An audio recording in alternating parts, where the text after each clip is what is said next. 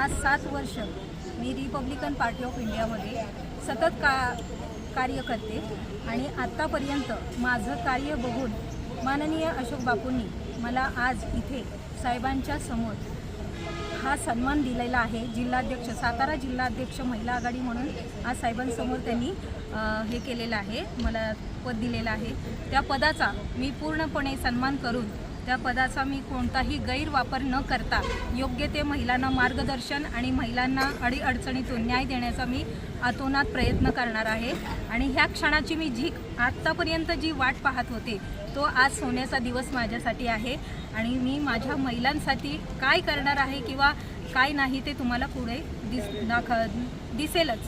कार्यच्या माध्यमातून महिलांसाठी काहीतरी कार्य करावं, तर तो आज सोन्याचा दिवस उजाडलेला आहे। बापूंनी, माननीय बापूंनी आज माझा सन्मान करून साहेबांसमोर सांगून त्यांनी मला जो भार दिलेला आहे तो मी पुरेपूर व्यवस्थित रीतीने पार पाडणार आहे। महिलांचं संघटन कसं जिल्ह्यात सुरू करणार? महिलांचं संघटन जिल्ह्यामध्ये पूर्णपणे मी अगदी एकनिष्ठतेने करणार आहे। जिथे गाव तिथे शाखा या पद्धतीनं मी महिलांना उभं करणार आहे, त्यांना स्वबळावर कसं उभं राहायचं ते शिकवणार आहे आणि माझ्या पद्धतीनं त्यांनीही माझ्याबरोबर ते काम करावं। त्या माझ्या सगळ्या महिला मला सतत पाठिंबा देत असतात, मी ह्यांचे खूप खूप आभारी आहे। जेणेकरून ह्या आहेत तर मी आहे, नाहीतर मी काहीच नाही। म्हणून पहिलं माझ्या ह्या महिलांचे मी आभार मानते की मी एका हाकेत त्या माझ्यासाठी धावून येतात।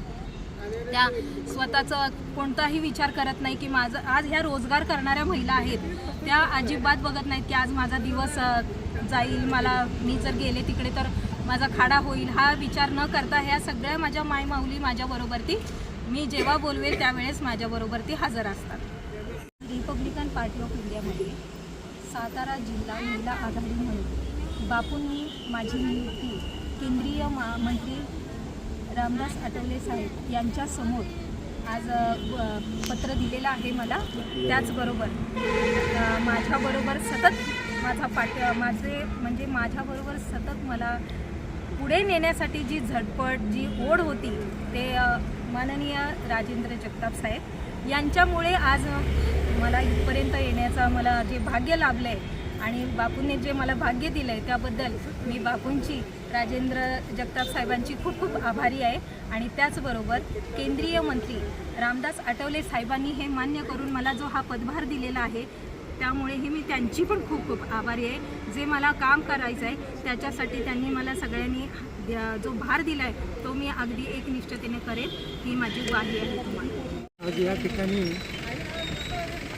माननीय मसवडीतील आमच्या महिला भगिनी ज्याने आज या रिपब्लिकन पार्टी ऑफ इंडियामध्ये आणि अशोक बापू गायकवाड यांच्या मार्गदर्शनाखाली आज 7 वर्ष झाले ते महिलांचं अतिशय चांगले काम करतात आणि त्यांनी मध्यंतरीसुद्धा तुम्ही कामाचं जरी काही झालं तरी कामात खंड पडू दिला नाही आणि उलट त्यांनी कामाला जोरात लागून आज मोठ्या प्रमाणात महिला संघटित करण्याचं काम आणि पार्टीत आणण्याचं काम करत आहेत आणि त्यांच्या कामाची दखल म्हणून आज त्यांची महिला जिल्हाध्यक्षपदी म्हणून निवड झालेली आहे। त्यामुळे आम्ही कराड उत्तरचा तालुकाध्यक्ष या नात्याने त्यांचं अभिनंदन करतो आणि पुढील वाटचालीस त्यांना शुभेच्छा देतो।